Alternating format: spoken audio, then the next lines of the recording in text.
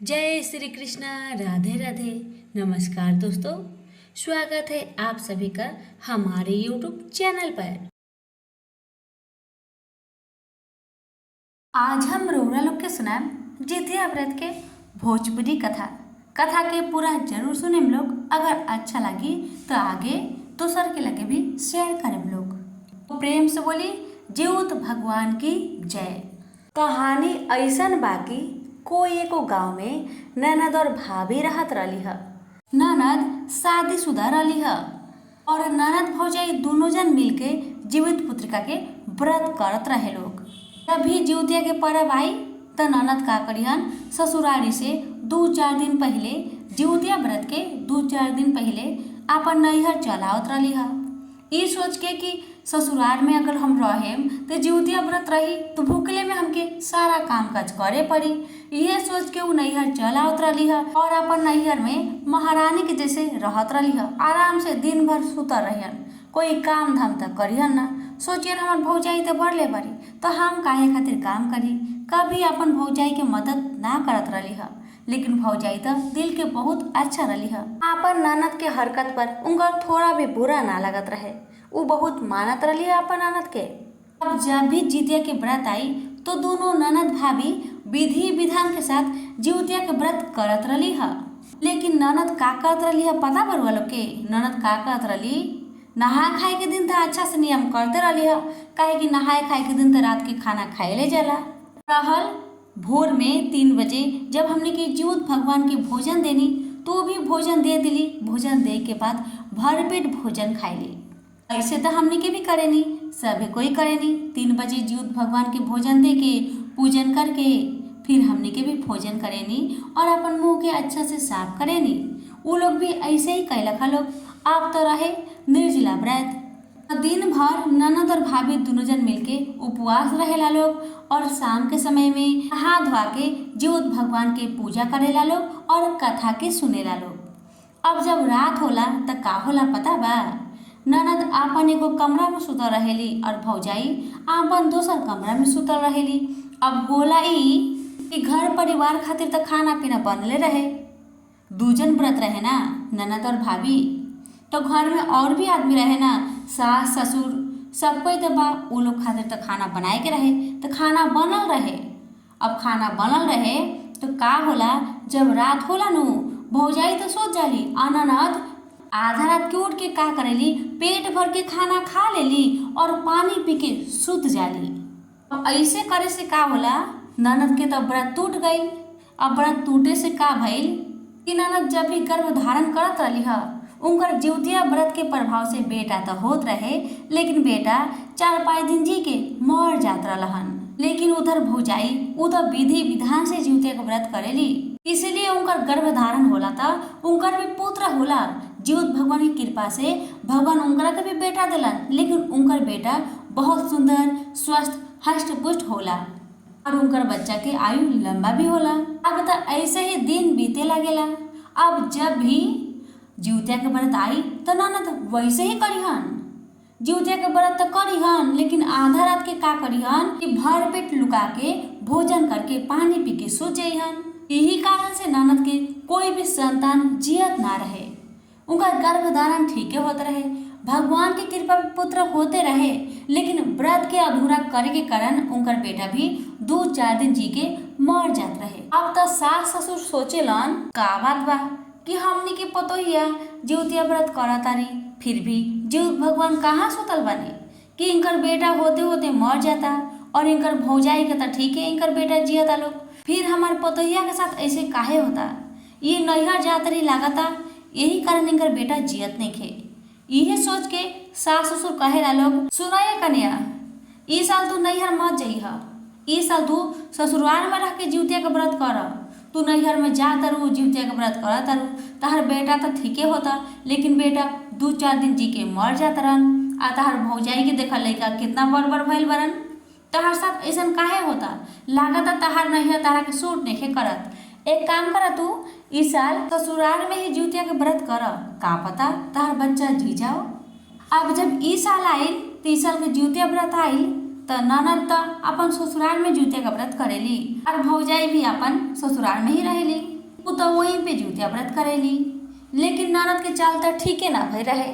वो जुतिया व्रत तो कईबे कैली लेकिन उहे चाल चलली। आधा रात के उठ के पेट भर के भोजन कर लेली। अब होई तो होई का उनकर साथे।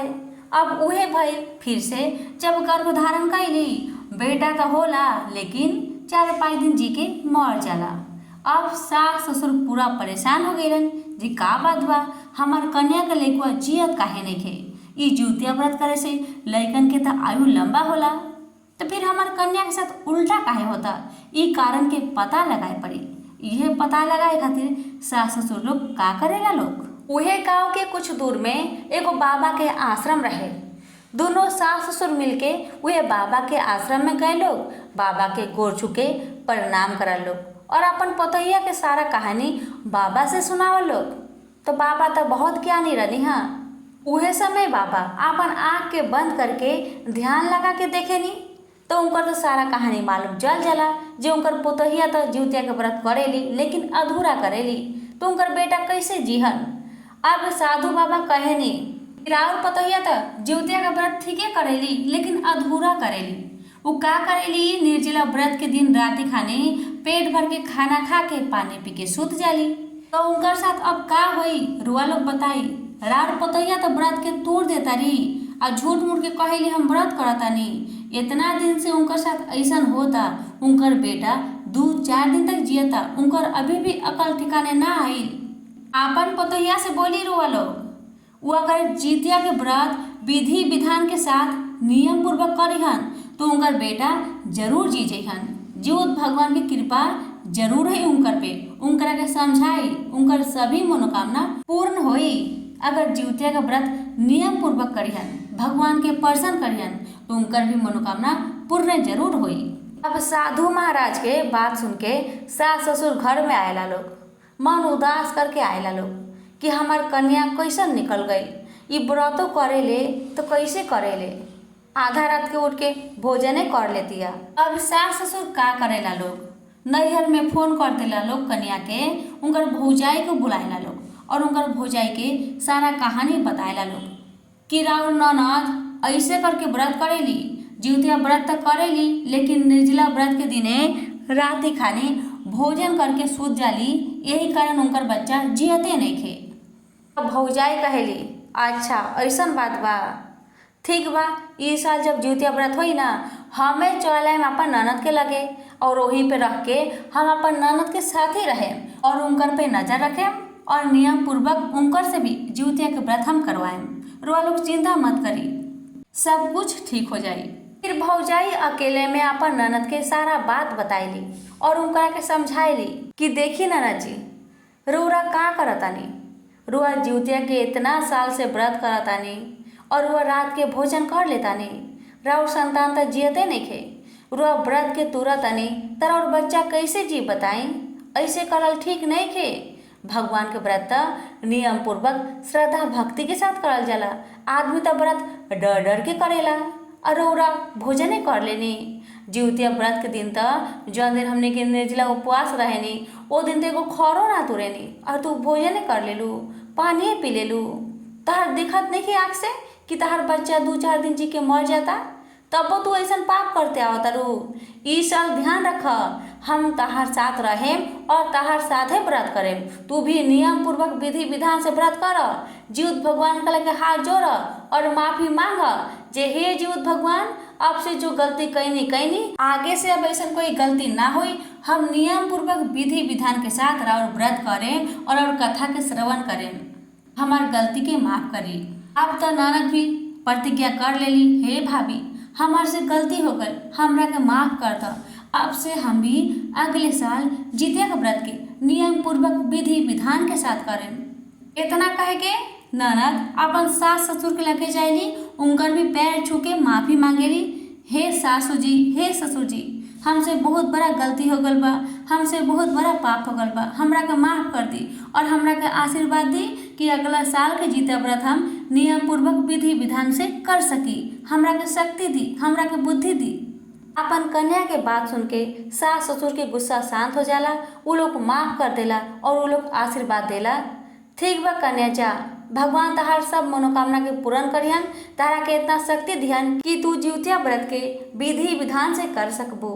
अब जब अगला साल जिउतिया के व्रत आइल तो खुदे ननद अपन भौजाई के साथ मिल के सारा काम धाम कैली। लेकिन जितिया व्रत के दिन, निर्जला व्रत के दिन वो लोग ना सब्जी काटेला और ना ही कोई खर तोड़ेला।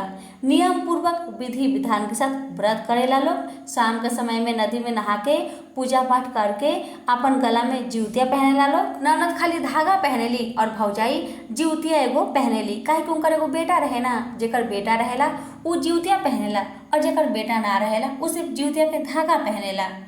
तो भौजाई के एगो बेटा रहे तो भौजाई एगो सोना के जिउतिया बना के गथले रही है धागा में।